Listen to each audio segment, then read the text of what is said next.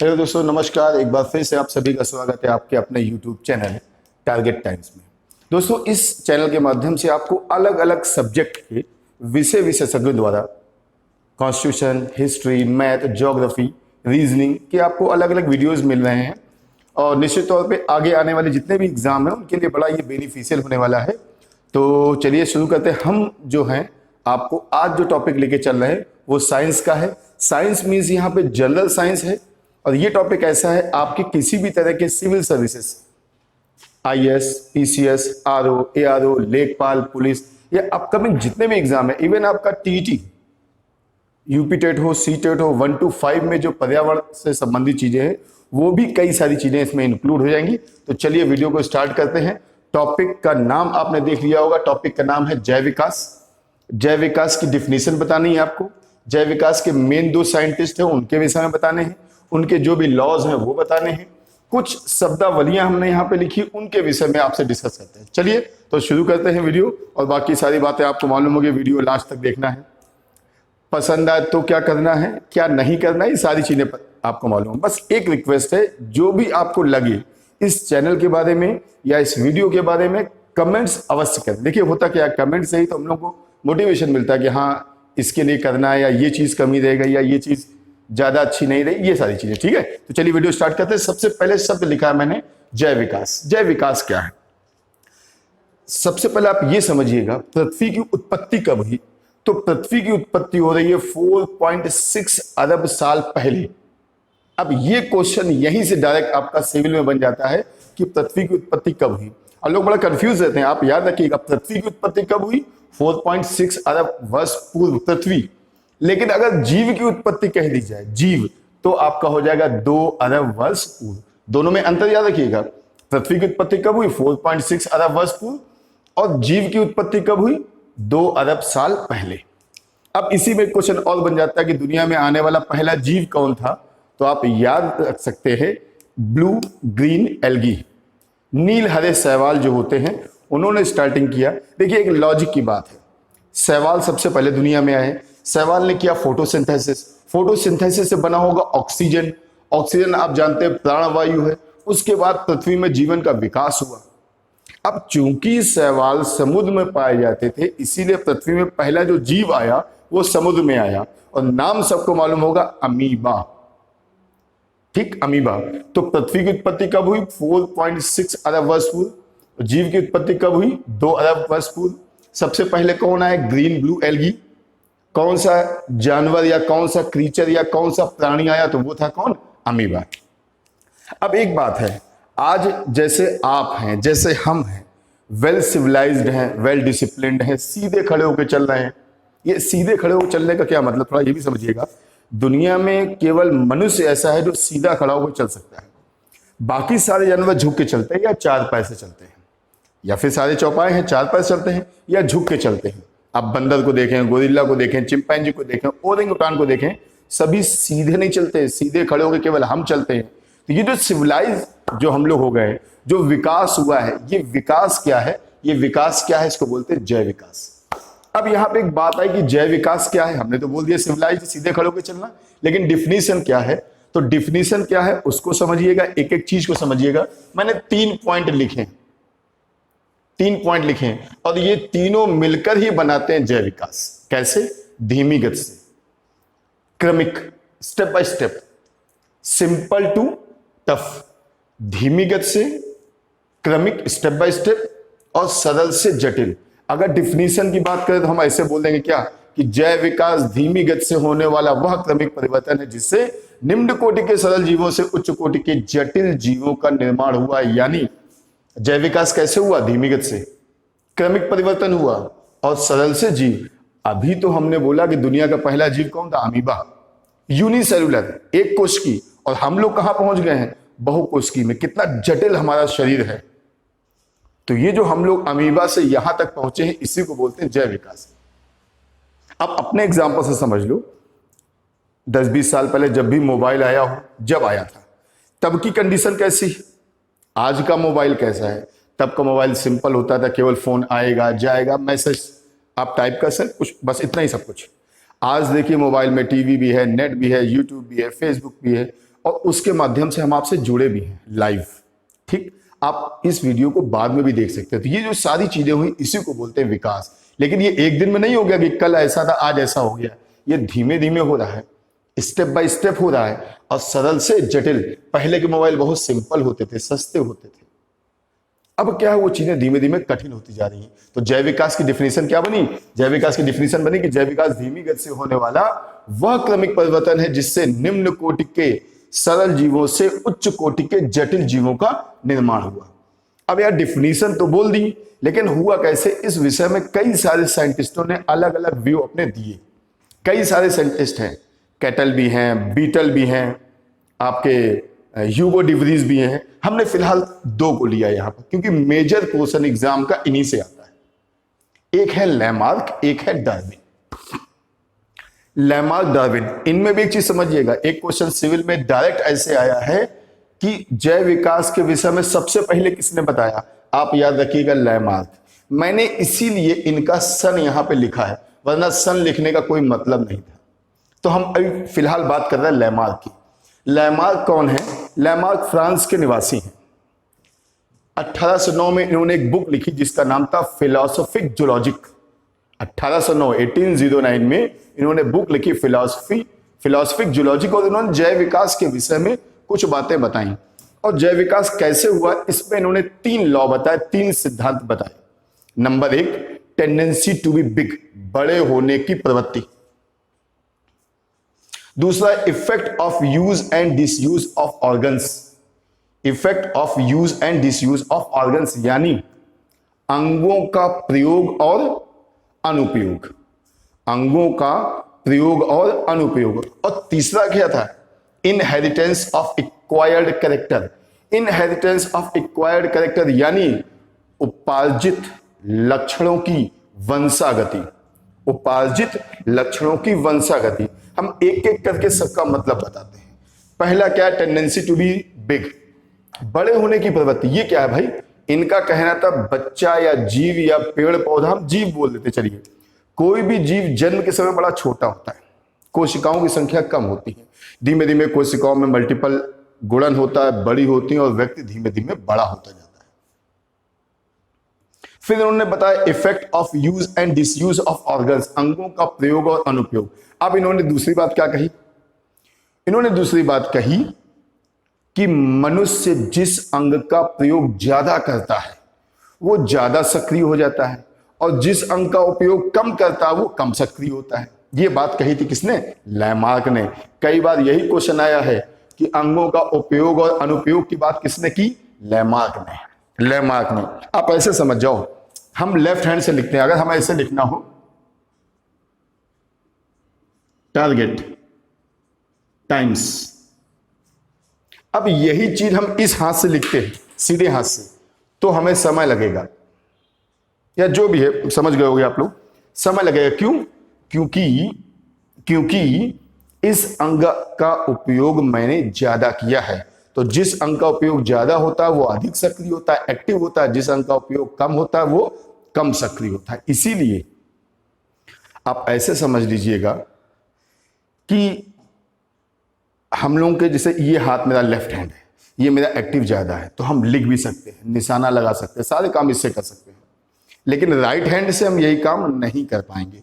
तो इन्होंने कहा बड़े होने की प्रवृत्ति के बाद अंगों का प्रयोग और अनुपयोग के आधार पर चलेगा। तीसरी बात इन्होंने कही इनहेरिटेंस ऑफ एक्वायर्ड कैरेक्टर। इन्होंने क्या कहा कि जिन, इसकी हिंदी क्या थी? इसकी हिंदी थी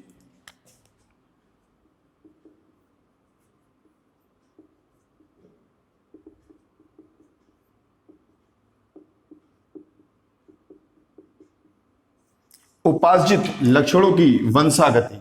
उपार्जित लक्षण की वंशागति, इनका मतलब समझना है। देखिए जितनी चीजें आपको बताई जानी, केवल मतलब समझिएगा, आप आंसर तो निकाल ही लोगे। उपार्जित का मतलब अर्जित, जो एक्वायर्ड हो जाए। वंशागति का मतलब मेरे बच्चों में चले जाए।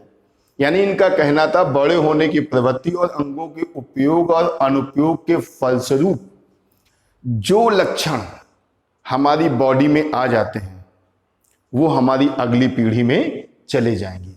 जो लक्षण आ गए वही हमारी अगली पीढ़ी में चले जाएंगे, ऐसा इनका कहना था। इन्होंने एग्जाम्पल भी बहुत जबरदस्त दिया। इन्होंने एग्जाम्पल दिया जिराफ का। जिराफ का क्या कहा इन्होंने कहा कि भैया, एग्जाम्पल जिराफ का, इन्होंने कहा कि जिराफ जन्म के समय छोटे थे, धीमे धीमे बड़े हुए, बड़े होने के बाद धीमे धीमे बड़े हुए, लेकिन उनकी गर्दन और टांगे लंबी नहीं थी। आपने देखा होगा जिराफ की जो अगली टांगे होती है वो लंबी होती हैं, गर्दन लंबी होती है। इनका कहना था ऐसा कुछ नहीं है, जन्म के समय जिराफ जो थे वो सामान्य गर्दन और टांगों वाले थे। Effect of use and disuse of organs, एक पॉइंट इसमें और रह गया है।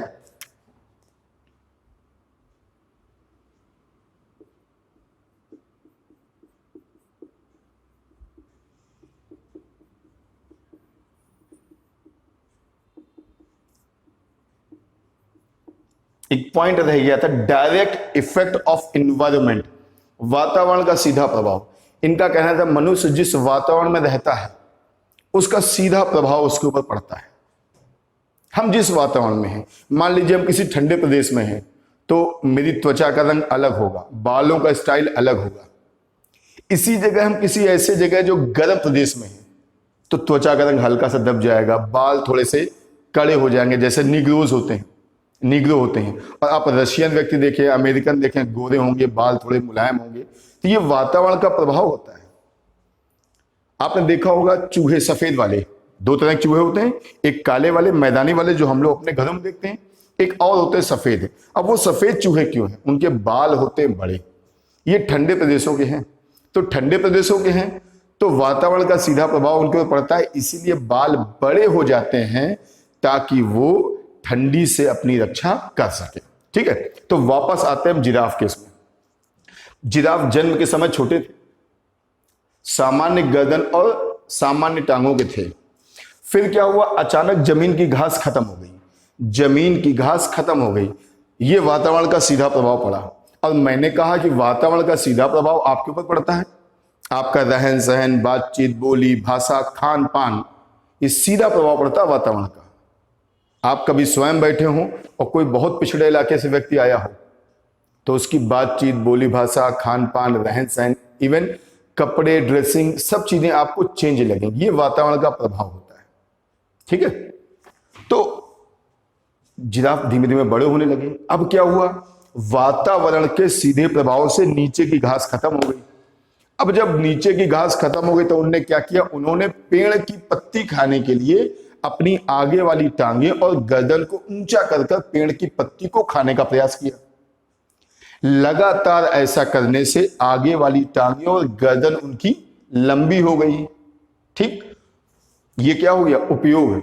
लगातार टांग और गर्दन का उपयोग उन्होंने इतना किया कि वो लंबी हो गई, और जब लंबी हो गई तो ये लक्षण तो फायदेमंद था, जानवर यहां खड़े खड़े वहां तक की पत्ती खा रहा था, ये लाभदायक लक्षण था।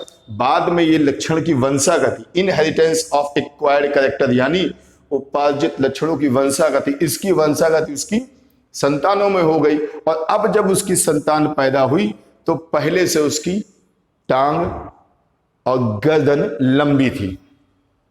लेकिन ये यूज है, डिसयूज नहीं है। डिसयूज का भी इन्होंने एग्जाम्पल दिया, सांप का।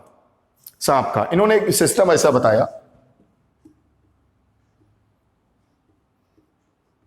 मान लो इस तरह का सांप है।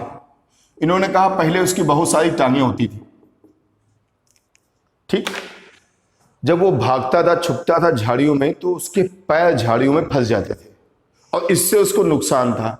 धीमे धीमे उसने अपने पैर समेट कर सरकना चालू कर दिया, यानी अब उसने अंग का उपयोग नहीं किया, डिसयूज किया। और जब उसने अंग का प्रयोग नहीं किया तो धीमे धीमे ये अंग कम सक्रिय हुआ।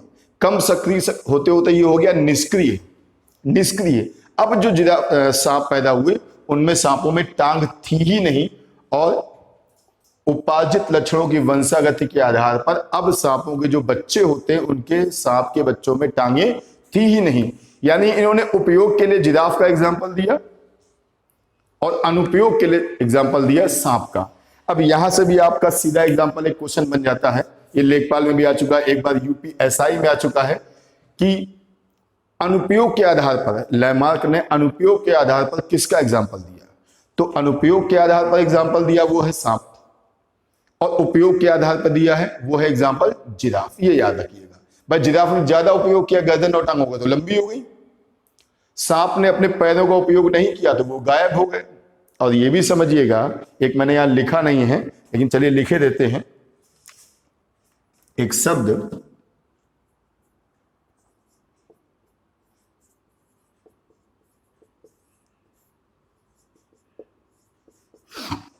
अवशेषी अंग, वेस्टाइल ऑर्गन। वेस्टाइल ऑर्गन अवशेषी अंग क्या होता है? जिस अंग का उपयोग हम कम करेंगे वो निष्क्रिय हो जाएगा, लेकिन धीमे धीमे वो पूरी तरह से खत्म हो जाएगा, लेकिन फिर भी हमारी बॉडी में रहेगा। ये दिखाने के लिए, ये बताने के लिए कि हमारा विकास ऐसे जानवरों से या ऐसे जीवों से हुआ है जिनके अंदर ये अंग कभी विकसित होगा। इसको बोलते हैं अवशेषी अंग। यहीं से आया है कि जिस अंग का उपयोग नहीं करोगे वो कम सक्रिय होगा, कम सक्रिय होते होते निष्क्रिय हो जाएगा। जैसे हमारी आंखों में किनारे, आपने देखा होगा आंखों के जो किनारे होते हैं ये रेड कलर के होते हैं, इसको बोलते हैं निमेषक पटल। अब जैसे हमने आंखें बंद कर ली, ठीक इसी तरह इनका काम क्या था, ये ऐसे चश्मे की तरह, गॉगल की तरह हमारी आंखों पे चढ़ जाती थी। और जो हमारे पूर्वज हैं, घड़ियाल, मगरमच्छ, मछली, जब ये पानी में जाते थे तो इनको चढ़ा लेते थे। उससे क्या होता था, आर पार दिखाई भी देता था और आंखों की सुरक्षा भी होती थी। अब हमें तो पानी में ऐसा कोई काम नहीं कि 4 घंटे लेटना हो, तो इस अंग को हमने समेट कर किनारे रख दिया कि आगे कभी यूज होगा। लेकिन कई सौ, हजारों, लाखों सालों तक इसका उपयोग नहीं हुआ और ये निष्क्रिय होते होते क्या हो गया, अवशेषी अंग। लेकिन फिर भी ये हमारी आंख में आज भी है। क्यों है? ये बताने के लिए कि हमारा विकास किससे हुआ है। हमारा विकास ऐसे जीवों से हुआ है जिनकी आंख में ये निमेषक पटल पाया जाता था। और भी बहुत सारे अंग हैं। हमारे जो शरीर में बाल हैं वो भी अवशेषी अंग है। शरीर में बाल का काम क्या था, ठंडी से बचाना। और हम ठंडी से बचने के लिए शर्ट, पैंट, कोट, स्वेटर, कंबल, इस तरह की चीजों को यूज करते हैं। हमारे शरीर पर बाल अवशेषी अंग हैं, कम है, अवशेषी अंग है। पेट में इस जगह पर अपेंडिक्स होता है, ये बड़ी आंत का हिस्सा है और ये भी अवशेषी अंग है। ऐसे बहुत से अवशेषी अंग हैं जिनका अब शरीर में कोई उपयोग नहीं रहा, तो इनको बोलते हैं क्या, अवशेषी अंग। हम लोगों के शरीर में 108 अंग माने जाते हैं अवशेषी, वेस्टाइल ऑर्गन। कोई काम नहीं है, लेकिन है। क्यों है? ये बताने के लिए कि हमारा जन्म या विकास इस तरह के जीवों से हुआ है और हम अपना इतिहास भूल ना जाएं। ठीक है, चलिए इतिहास छोड़ के विज्ञान में आते हैं। तो इतनी बात समझ में आ गई। तो लैमार्क ने क्या कहा, बड़े होने की प्रवृत्ति, फिर इन्होंने कहा अंगों का उपयोग अनुपयोग, फिर इन्होंने कहा वातावरण का सीधा प्रभाव, फिर इन्होंने कहा कि वातावरण के सीधे प्रभाव और अंगों के उपयोग और अनुपयोग से जो अंग हमारे अंदर या जो लक्षण हमारे अंदर अर्जित हो गए उनकी वंशागति अगली पीढ़ी में हो जाएगी। For example giraffe and snake, giraffe और सांप का एग्जाम्पल दिया। अब ये एग्जाम्पल लोगों को बड़ा पसंद आया, हालांकि इसमें बहुत लंबी कहानी है। बाद में लोगों ने कहा अगर ऐसा ही है कि जिसकी गर्दन लंबी है, टांगे लंबी, उनके बच्चे भी गर्दन लंबी और टांगों वाले हो गए, तो फिर पहलवान का बेटा पहलवान बनता, सिंगर का बेटा सिंगर बनता, अंधे का बेटा फिर अंधा होता। तो ऐसे कई चीजें आई, बाद में इनका खंडन किया गया, फिर कुछ और चीजें भी आई, लेकिन वो बहुत डीप है। वो आप नीट में या आप बीएससी या आप स्पेशली उसी साइंस का टॉपिक पढ़ेंगे तब बताया जाएगा। फिलहाल हम लोगों का पॉइंट ऑफ व्यू क्या है, जनरल साइंस। तो इतना ही बता दें, बाद में इसको नकार दिया गया, लेकिन ऐतिहासिकता इसकी है। चूंकि पहली बार इन्होंने दिया इसलिए इसकी मान्यता भी है, एग्जाम में आता भी है। ठीक है भाई, अब आते हैं हम लोग अगले साइंटिस्ट की ओर। अगले साइंटिस्ट हमारे हैं डार्विन। ये इंग्लैंड के थे और इनके बाद इन्होंने काम किया 1859 में, यानी इसके लगभग 50 साल बाद। इनकी बुक का नाम था origin of species by natural selection. Board पे लिखा हुआ है। हिंदी में कहेंगे इसको ओरिजिन ऑफ स्पीसीज। ओरिजिन का मतलब होता है उत्पत्ति, नेचुरल सिलेक्शन प्राकृतिक वर्ण, यानी प्राकृतिक वर्ण द्वारा जीव जातियों की उत्पत्ति। हिंदी में नाम क्या हो गया, प्राकृतिक वर्ण द्वारा जीव जातियों की उत्पत्ति। अब यहीं से आप नोट कर लीजिएगा, सिविल में यह क्वेश्चन आता है कि प्राकृतिक वर्णवाद का सिद्धांत किसने दिया है। प्राकृतिक वर्ण, नेचुरल सिलेक्शन, ये सिद्धांत किसने दिया है? डार्विन ने। इंग्लैंड की महारानी ने इन्हें एक जहाज दिया, नाम था बीगल। उस बीगल उस जहाज से इन्होंने कई देशों की यात्राएं करी, कई टापुओं पे गए, कई नमूने इकट्ठे किए और जैव विकास से संबंधित इन्होंने अपने नियम दिए, वो सामने। पहला नियम था ओवर प्रोडक्शन, जीवों में संतान उत्पत्ति की प्रचुर क्षमता। जीवों में संतान उत्पत्ति करने की प्रचुर क्षमता होती है और खास बात यह है, जितना निम्न कोटि का जीव होगा उसके अंदर संतान उत्पत्ति करने की उतनी ही ज्यादा क्षमता होगी। ये इनकी बात थी और ये सही है। मनुष्यों में देखिए मोस्टली एक बच्चे होते हैं, रेयर केस में 2 हो गए, 3 हो गए, 5 हो गए, बहुत रेयर केस होते हैं वो। लेकिन आप उसमें देखिए जितने जितने आप मनुष्य से नीचे आते जाएंगे, मक्खी, मच्छर, सीपी, ये कहो एक एक बार में 1,000 10 लाख अंडे देते। सीपी तो एक साल में 2.5 अरब अंडे देती है, 2.5 अरब। ठीक, तो प्रोडक्शन, ओवर प्रोडक्शन मतलब जीवों में संतान उत्पत्ति करने की प्रचुर क्षमता होती है। फिर क्या होता है, अब इतने सारे जीव होंगे तो होगा क्या? Struggle for existence. Struggle for existence यहां का मतलब हो गया क्या भैया? संघर्ष। उसके बाद क्या होता? संघर्ष। देखिए जीव जितने ज्यादा होंगे संघर्ष होगा और वेरिएशन भी होता है। एंड वेरिएशंस, विभिन्नताएं होती हैं। हर जीव अलग अलग तरीके का होता है, उनमें स्ट्रगल होता है और स्ट्रगल के बाद, अभी मैं एग्जांपल आपको दूंगा, आप समझ जाओगे। पहले तो ओवर प्रोडक्शन हो गया, लोग बहुत ज्यादा हो गए। फिर उनमें क्या होगा? स्ट्रगल होगा जीने के लिए और वेरिएशंस होंगे और स्ट्रगल के बाद जो योग्य होगा, जो कैपेबल है, उसको चुना जाएगा survival of the fittest. Survival of the fittest Hindi में योग्यतम की उत्तर जीविता। जो लोग हिंदी पढ़े उनको ही मालूम होगा, योग्यतम, तम लगा, ये सुपरलेटिव डिग्री हो गई। योग्यतम सबसे ज्यादा, और यहां पे क्या लिखा? फिटेस्ट। आप जानते हैं बेस्ट, फिटेस्ट, तो ये सुपरलेटिव डिग्री, सबसे ज्यादा, यानी जो सबसे ज्यादा योग्य है वही जीवित रहेगा, ऐसा कहना था किसका? डार्विन का। अब आप अपने से एग्जांपल ले लो। मान लीजिए थोड़ी देर के लिए आप आईएएस की तैयारी कर रहे हो, सिविल की। इससे ओवर प्रोडक्शन इंडिया में, मान लीजिए हम एक आंकड़ा लेते हैं, 1 लाख लोग सिविल दे रहे होंगे। अब 1 लाख लोग सिविल देंगे, सबका तो हो नहीं जाएगा, तो सब, और सबकी वेरिएशन है। कोई बीएससी होगा, कोई बीए होगा, कोई कॉमर्स साइड होगा, कोई पीएचडी होगा, अलग अलग तरीके के लोग हैं। फिर इनमें आपस में क्या होगा? स्ट्रगल होगा, संघर्ष होंगे बहुत सारे। प्री है, फिर मेंस है, फिर इंटरव्यू है, और भी ऐसे राइटिंग है, और ये तो पढ़ाई वाले हैं, सामाजिक भी हो सकते हैं, और भी तरीके के होंगे।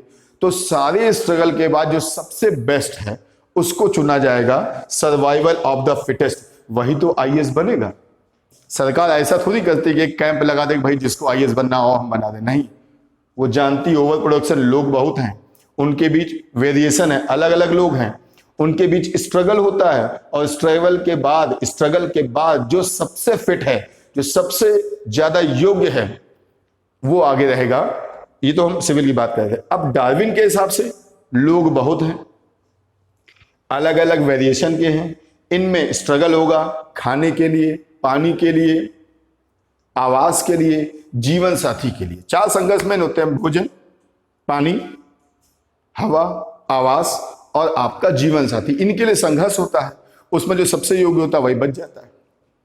अपने आसपास देखते हो, मान लीजिए एक कुत्ता है और उसके बच्चे हुए 5, अगर वो 5 जिंदा हो जाए तो 1 साल बाद 5 के 5 हो जाए तो कितने हो जाएंगे? 25, और अगले साल उन 25 के भी 25 हो जाए तो कितने हो जाएंगे? 625। लेकिन इतने कुत्ते तो नहीं होंगे। होता क्या, उन 5 में 1 या 2 जीवित रहेंगे, बाकी सभी मर जाएंगे, जो स्ट्रगल नहीं झेल पाएंगे। ठीक, फिर इन्होंने एग्जाम्पल क्या दिया? इन्होंने भी एग्जाम्पल जिराफ का ही दिया था। खास बात देखो, समझना, जिराफ जो है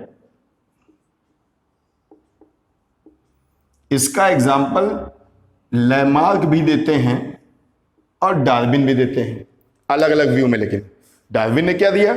डार्विन ने कहा कि पहले जो जिराफ थे वो 2 तरह के थे। एक वो जिनकी गर्दन और टांगे लंबी नहीं थी, और एक वो जिनकी पहले से गर्दन और टांगे लंबी थी, और जब भोजन के लिए संघर्ष हुआ तो जिनकी टांगे और गर्दन लंबी नहीं थी वो ऊंची पेड़ की पत्ती नहीं खा पाए और उस संघर्ष में फेल हो गए, और जिनकी टांगे लंबी थी, गर्दन लंबी थी, वो संघर्ष में पास हो गए, और जब वो पास हो गए, सर्वाइवल ऑफ द फिटेस्ट, वो सबसे योग्य साबित हुए और वो जीवित रह गए। ऐसा कहना था डार्विन का। ठीक, तो ये दोनों आपके हो गए क्या, जैव विकास। कुछ पॉइंट हमने आपको बताए हैं। याद रखने वाले पॉइंट क्या है? अगर कह दिया जाए सबसे पहले किसने दिया, इन्होंने दिया।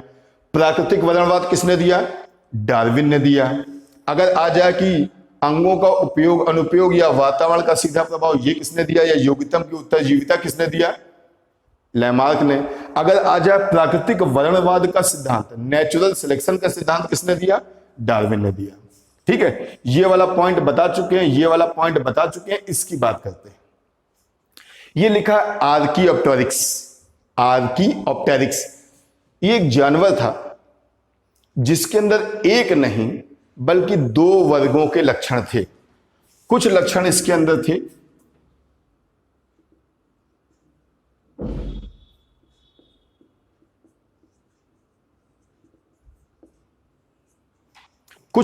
इसके अंदर रेप्टाइल्स के, और कुछ लक्षण किसके थे, पक्षी के। दोनों चीजें थी। क्वेश्चन कैसे आता है? एक क्वेश्चन ये आता है कि ये किन दो वर्गों के बीच की कड़ी है, तो ये इन दोनों के बीच की कड़ी, यानी कुछ लक्षण इसके, कुछ लक्षण इसके। इसके लक्षण क्या थे? सरीसृप मतलब रेप्टाइल्स, तो इसकी सांप जैसी पूंछ थी। सरीसृप का एग्जांपल क्या होता है? सांप, डायनासोर, अजगर, छिपकली, मगरमच्छ, गिरगिटान, ये सारे। तो इसकी सांप जैसी लंबी पूंछ थी और इसकी चोंच में दांत थे, जबकि पक्षी के चोंच में दांत नहीं होते। ये लक्षण, पक्षी के चोंच में दांत नहीं होते, इसकी चोंच में दांत थे और पूंछ थी सांप जैसी। और पक्षी के लक्षण क्या था? पक्षियों वाले इसके अंदर पंख थे, पंख, यानी दोनों लक्षण हो गए। ये चीज याद रखिएगा, ये सिविल के लिए या सीटेट वाले बच्चों के लिए कई बार 4 स्टेटमेंट दे देंगे, कहेंगे बताओ आर्कियोप्टेरिक्स के विषय में कौन सा कथन सही है। तो ये इन दोनों के बीच की कड़ी है, लंबी पूंछ होगी, चोंच में दांत होंगे और पक्षियों जैसे पंख होंगे। दोनों बातें समझ में आ गई? एक हमने जे लिखा है, इसको कहीं नोट कर लेना, जे वाले को। ये जुरैसिक महाकल्प का प्राणी है। जुरैसिक महाकल्प, जुरैसिक महाकल्प, कई सारे कल्प हुए, जुरैसिक, ट्राइजोसिक, मीसोजोइक। तो ये जुरैसिक का है। ये क्वेश्चन सिविल में भी आ चुका है और कई एग्जामों में आया है कि आर्कियोप्टेरिक्स किस वर्ग का प्राणी है, जुरैसिक का। एक और मैंने लिखा है डायनासोर्स, इसके आगे लिखा है एम, ये मीसोजोइक ग्रुप का है, मीसोजोइक इरा या मीसोजोइक युग का है। देखो ये जे से लिखा है जुरैसिक, और ये क्या है, मीसोजोइक। डायनासोर, और डायनासोर ध्यान रखिएगा इस वर्ग का प्राणी है, कोल्ड ब्लडेड, ठंडे रक्त वाला। ठीक, तो डायनासोर किस ग्रुप का है? सरीसृप का। डायनासोर, सांप, अजगर, मगरमच्छ, घड़ियाल, छिपकली, गिरगिटान, ये सब इसी में आते हैं। क्लियर? चलिए, एक हमने लिखा मैमथ। ये क्वेश्चन आता है कि मैमथ किसके पूर्वज थे? मैमथ किसके पूर्वज हैं? याद रखिएगा, मैमथ हाथी का पूर्वज है, हाथी का।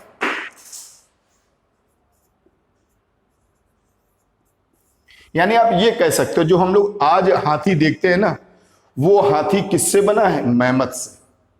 अब मैमथ क्या होता है इसके विषय में ज्यादा हम बता नहीं सकते क्योंकि फोटो मेरे पास नहीं है। आप ऐसे समझ लीजिएगा, हाथी का ही एक बड़ा रूप था, हाथी से कई गुना बड़ा था, दांत भी ज्यादा बड़े थे, लेकिन हाँ 99% वो हाथी जैसा ही लगता था। एक और मैंने शब्द लिखा म्यूटेशन। अच्छा, एक चीज आप लोगों से कहें, हम इसको रफ करने जा रहे हैं, तो अगर किसी को कोई इसकी पिक लेनी हो तो पहले आप ले लीजिए। थोड़ा रफ करेंगे, थोड़ा म्यूटेशन के विषय में बताएंगे, ठीक है? जिसको लेना हो पिक ले लें भाई।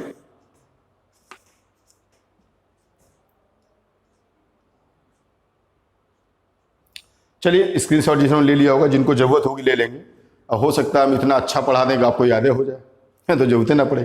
ठीक है, म्यूटेशन की बात कर रहे हैं, जरा देखिएगा।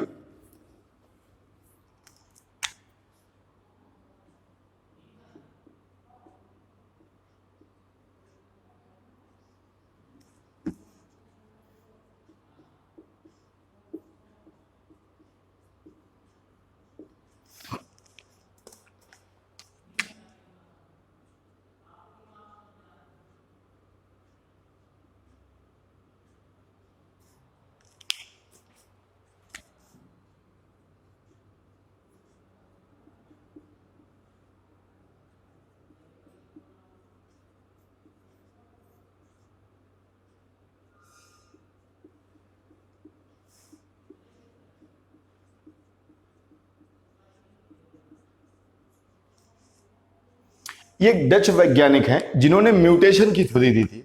म्यूटेशन को हिंदी में बोलते हैं उत्परिवर्तन। उत्परिवर्तन क्या होता है? जीवों में होने वाला अचानक परिवर्तन, जिससे एक नए तरह की जाति का निर्माण हो जाए, उसे बोलते हैं उत्परिवर्तन। जीवों में अचानक होने वाला एक ऐसा परिवर्तन जिससे एक नए तरह की जाति का निर्माण हो, इसे बोलते हैं उत्परिवर्तन। कभी आप सोचिएगा, बिल्ली, लेपर्ड, टाइगर और भी होते, तेंदुआ, गुलदार, शेर, ये लगभग एक जैसे ही क्यों लगते हैं? क्यों लगते हैं एक जैसे? या कुत्ता, सियार, गीदड़, लकड़बग्घा, भेड़िया, ये सब एक जैसे क्यों लगते हैं? ये सब म्यूटेशन है। म्यूटेशन का मतलब यहां हो गया, ये जो ह्यूगो डिवरीज थे, इन्होंने क्या किया, एग्जांपल समझिएगा। एक जीव ऐसा है,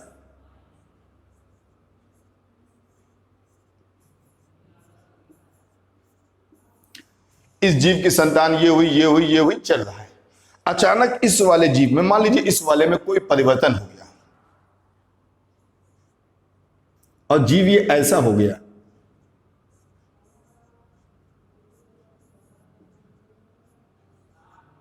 अब आप देखिए, ये दोनों जातियां अलग अलग हुई, थोड़ा सा चेंजमेंट हुआ था, और हो सकता है इसी में, इसमें थोड़ा चेंजमेंट हो जाए।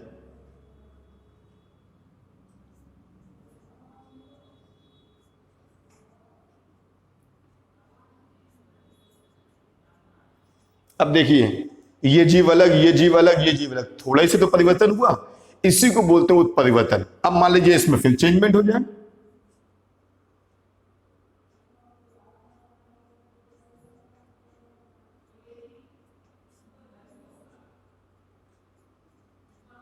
अब आप देखिए इस जीव में अंतर है कि नहीं है? यही उत्परिवर्तन है कि थोड़ा थोड़ा चेंजमेंट होकर अंत में ये अलग जाति हो गई, ये अलग, ये अलग, ये अलग। इसीलिए तो कुत्ता, भेड़िया, लकड़बग्घा, सियार सब एक जैसे लगते हैं। इसीलिए तो बिल्ली, शेर, चीता, लेपर्ड, गुलदार, ये सब एक जैसे लगते हैं। ये जो ह्यूगो डिवरीज थे, इन्होंने